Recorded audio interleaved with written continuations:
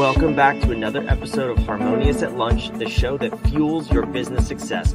I'm Brandon Gano, your host and guide through the world of harmonious business growth. Today, we're unlocking powerful strategies with industry experts to help your business thrive. If you're a business owner, entrepreneur, or executive, you are in the right place. Join me and our incredible guest today on the journey to clarity, growth, and success. It is time to revolutionize your approach to business.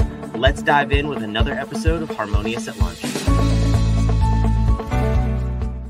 Welcome back into some more bite-sized business advice. And this episode, this might just be for the next generation. I don't know. We'll see. We love talking to business owners and entrepreneurs on this show, but I think we're going to talk to their kids a little bit in this episode. Very cool topic. We're bringing an MBA to middle school, and I can't even tell you how excited I am to dive in here. So I have an amazing guest. John Foster is going to join me, and we're going to talk about his company and how he's bringing MBAs to middle school students. John, welcome to the show. Thanks for being here. Hey, Brandon. Thanks so much for having me. I can't even express to you how excited I am about this. I shared with you before we started recording, I hate the school system. I think it is broken. It's inefficient. It's really good at creating people who sit still and don't think very well. And I feel like you agree with me on that. Or at least you're out to fix it. Maybe you don't agree with me as aggressive as I am, but tell me a little bit about what it means to bring an MBA to middle schoolers. What are you doing? No, first off, you're right. School's broke. No doubt about it. And yeah, we are trying to bring something that's a fix in a lot of ways. But so what we do is we've learned how to teach these graduate level concepts to kids. So middle school MBA really is an executive MBA for kids, but yet nothing is dumbed down or watered down. It's full bore. You're lucky if your MBA program has all the stuff that we have, really. So yeah, and it's over time we've learned how to bring these things. We've sort of boiled it all down to the most important, relevant concepts, and then stitched all of those together in an integrated, intuitive fashion, along with a bunch of tools that we built, visual tools, and then activities. So kids do and see all these concepts, and at the end of the day, they just get it. Yeah, it's so cool. And one of the things that struck me was when you said, I'm pretty sure this was before we started recording too, that we don't limit, or the kids' learning ability is not limited. We limit it by only giving them what we give them. And we're talking about middle schoolers. I mean, give me the age range here. We're talking, what, 11 to 14 or so? Yeah. We have 11, 12-year-old kids that can explain business cycles to you and talk to you about capital structure and price structure and pro forma P&Ls, and pitching companies. Yeah. I mean, I've hired 40, 50, 60-year-olds who've been in business their whole life, and they don't even know what half of those words you just said are. So I love this concept. But before we dive into it a little bit, I'm curious where this came from, because this seems like something completely out of left field that someone would even have the idea to say, let's teach middle schoolers MBA concepts. Where did this come from for you? Well, it really came. So I did a 30-year career in industry. I got an MBA back in '84, and I worked in the chemical industry for 30 years doing manufacturing and running businesses and M&A and corporate strategy. And along the way, I also volunteered with Junior Achievement to teach business in classrooms. And so just kind of those two things merged. My whole career and all my experiences, I kept plugging into these classroom situations until at one point I just had my own curriculum. And like I told you, one day I was walking to class and I said to myself, why am I teaching 14 kids? I should teach 14,000. And that's when I built this all out on the web. And amazingly, we're able to, this was always a big concern of mine, but we can take this program and just put it into the hands of teachers who have zero background in business or economics, and they take it and do it. And our approach. I told you earlier that we're fulfilling the promise of blended education, which blended means you have a teacher in the classroom, but you're augmenting that with technology. Typically, online education is kids staring at a device, reading a paragraph, answering a question, and clicking next. That's terrible. But the problem is, if you don't know who that student is, you're forced to build your curriculum to the lowest common denominator. When you do that, most of the kids are bored. What we do is we come in super high. We talk to everybody like they're an adult, like they're a grad student. And we count on the teacher in the classroom to know every child, what they know, how fast they can learn, and to bring them up to speed at the appropriate rate. So we depend on the teacher. We do a mind meld with that teacher, and it just works great. That's an interesting approach too, and I've always noticed that with the school system, because actually that's one of the reasons we homeschool our kids, because we noticed that with that mentality, the lowest common denominator, our son in particular, it just gets bored. And like, Yeah. but then not only bored, starts to act out, which means he's getting punished when he's actually one of the ones that are He's not further. the problem. He's not the problem. It's the material and the curriculum. Yes. So that's why I find this interesting. But what does this look like when kids kind of go back into their other studies? I mean, does it actually motivate them to pursue learning on their own, or like are there some other side effects and benefits that are actually really positive that you didn't maybe intend to have? Yeah, teachers tell us all the time that it changes their outlook on the world. They take their studies more seriously. They adopt business lingo into their vocabulary. Um, they take this bigger view of the world because properly done.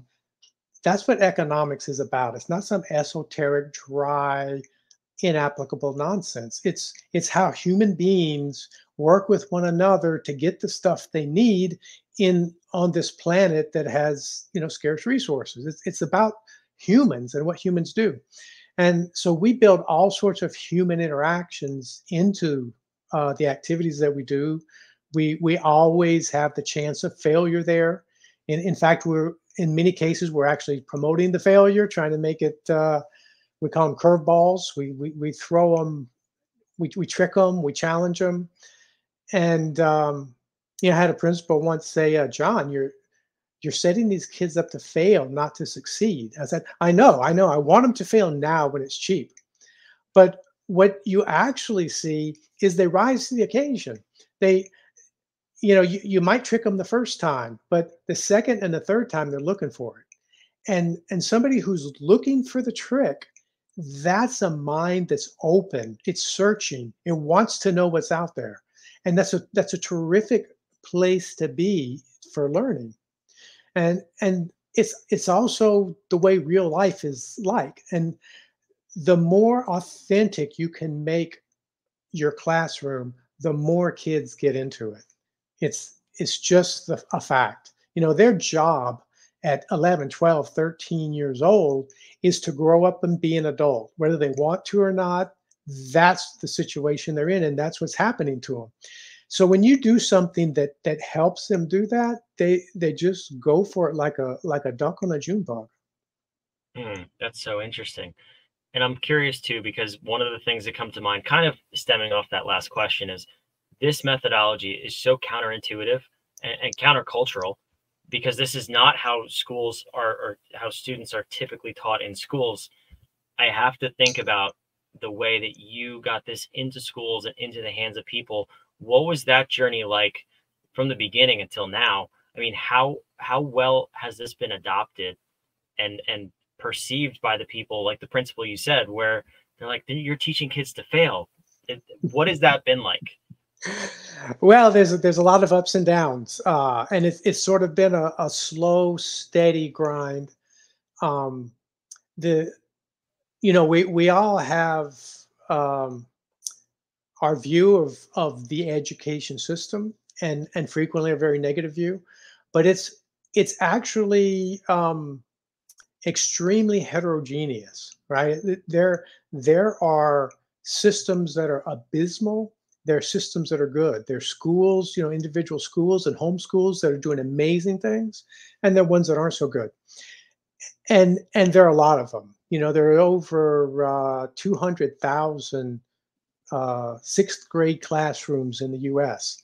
So, quarter of a million, and that's a huge haystack. And there are tons of beautiful needles in that haystack, no matter how badly you may think the haystack looks.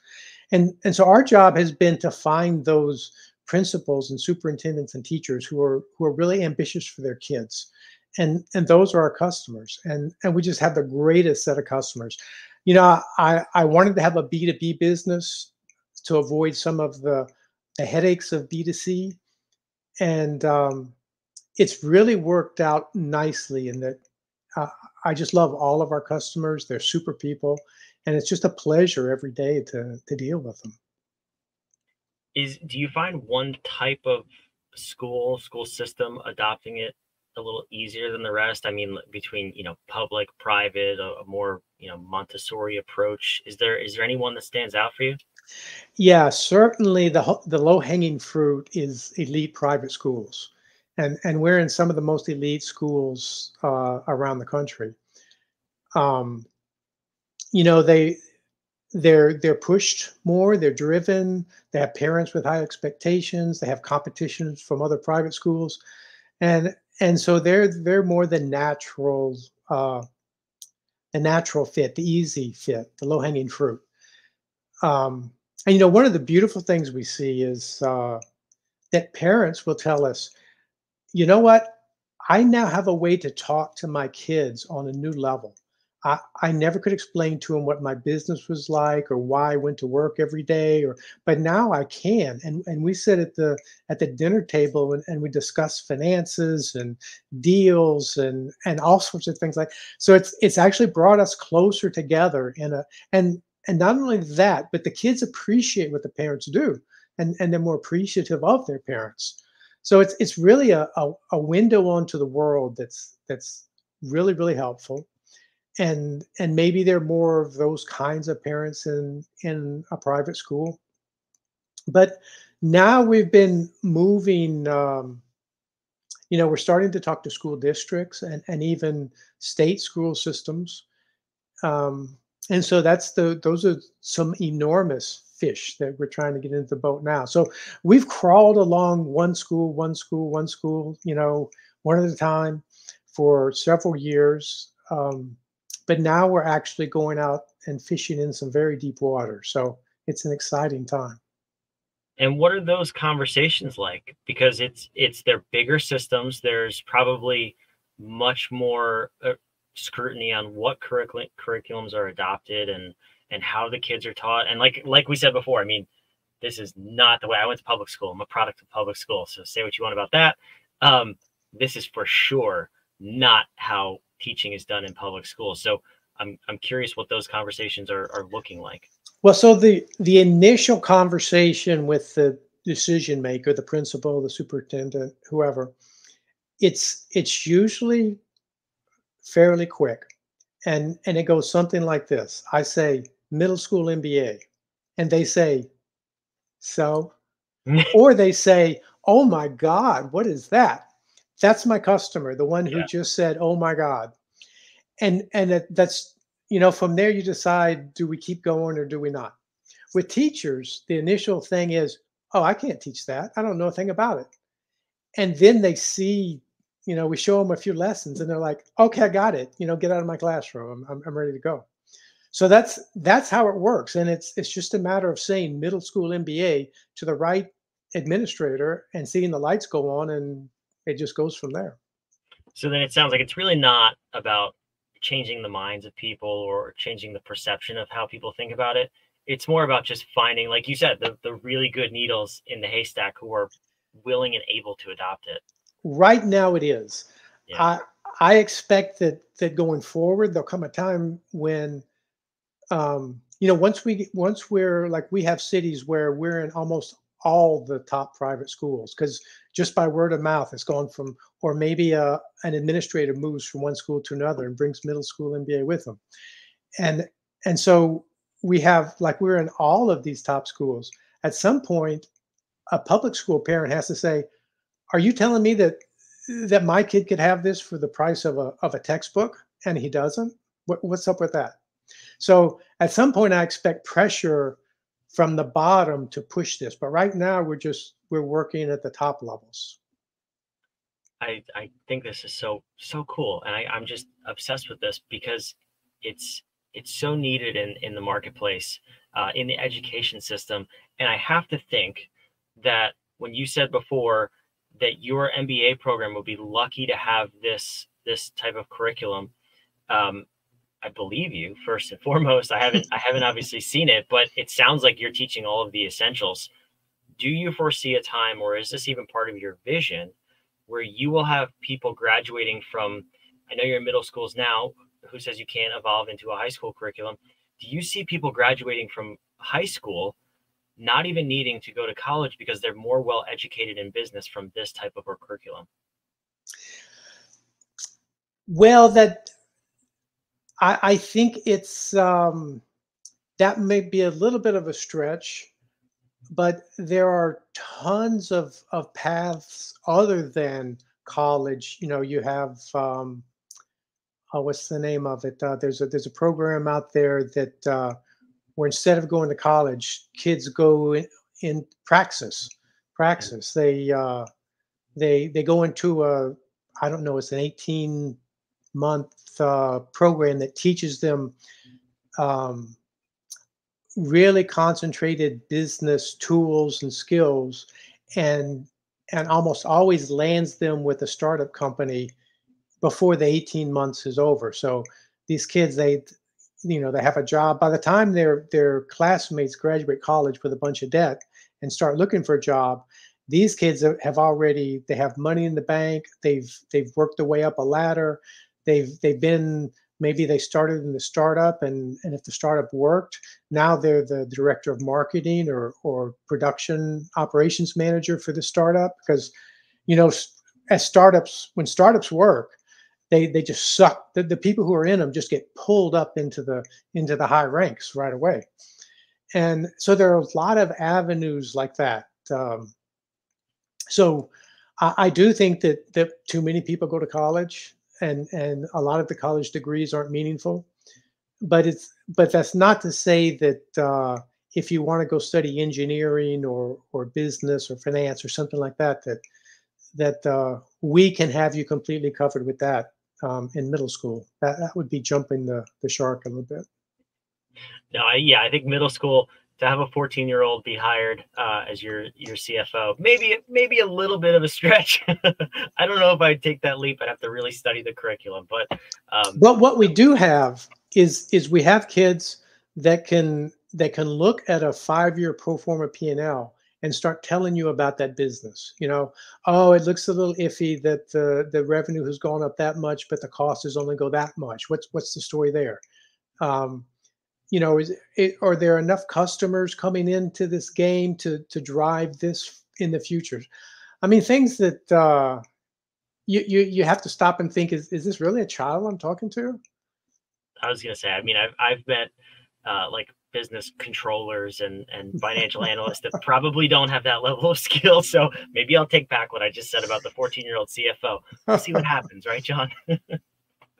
Well, this has been phenomenal. If someone wants to learn more about your curriculum and what you're doing, what do you have going on? I put your website on the screen. It'll be down below in the show notes as well, wherever you're watching and listening. But what do you have on your website? Yeah, just come to middleschoolmba.com, and we've got, sample lessons, free lessons, tons of information, places you can contact me there, their reviews, you name it. There's a lot of stuff on the website. So, yeah, just go there, and from there, contact me, or whatever you want to do, wherever you want to go with it. You can, one thing, that if you're a parent, you can just, take it to your principal or school system and say, I want my kid to have this. And not only can your kid get it, but other classmates can get it, and it won't cost you anything because you're already paying the school system to provide these things. So that's a great move for a parent to make. Yeah, absolutely. And it sounds like if you want to really mess up your family game night of Monopoly and have your kids beat you, you'll get this in their schools real quick. So true. And in fact, there are homeschoolers that make this like a game night. They pull out the negotiating lesson and come up with some scenarios, and the kids run that around. So yeah. You're right on the mark there. I'll tell you what, it'll definitely be in our curriculum. My oldest is 5, so we're not there yet. We're not middle school age yet, but this is for sure a very cool tool. John, I can't thank you enough for coming here today and sharing your story. This is a very unique episode that I'm excited to have. Thank you, Brandon. It's really been great meeting you. Now, I do love to end the episodes with a question, and it's actually a question that you provide to the listener. I mean, we went in a number of different directions here, so I don't want to put too much context on this, but we believe at What If that powerful questions get you powerful answers. So for the listener, for the entrepreneur or the business owner out there who maybe has kids or maybe wants to introduce concepts like this to their staff, I mean, what is that powerful question that you want them to walk away from this episode with so that they can get that powerful answer to grow their business? Yeah, as I mentioned before, we're jumping kids ahead 5 to 10 years in their understanding of the world and of business and economics, and we're doing it in a particular way with a certain platform, and I would like to see that spread across other topics, history, math, whatever.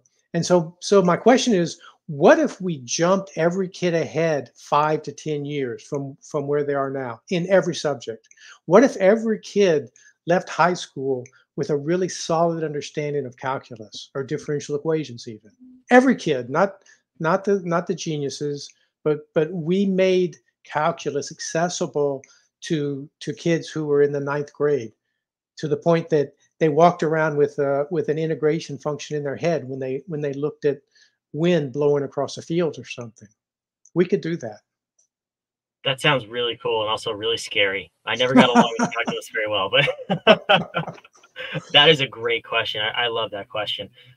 If you enjoyed this episode, first of all, go check out middleschoolmba.com. But wherever you're watching and listening, make sure you subscribe so we can continue to bring these episodes to you every single day of the week and hear about topics like this that maybe you've never considered, but can not only help your business get to the next level, but help your family and your kids and your relationships get to that next level and always strive to be just a little bit better. Thanks for joining us on this one. We'll see you on the next episode of Harmonious at Lunch.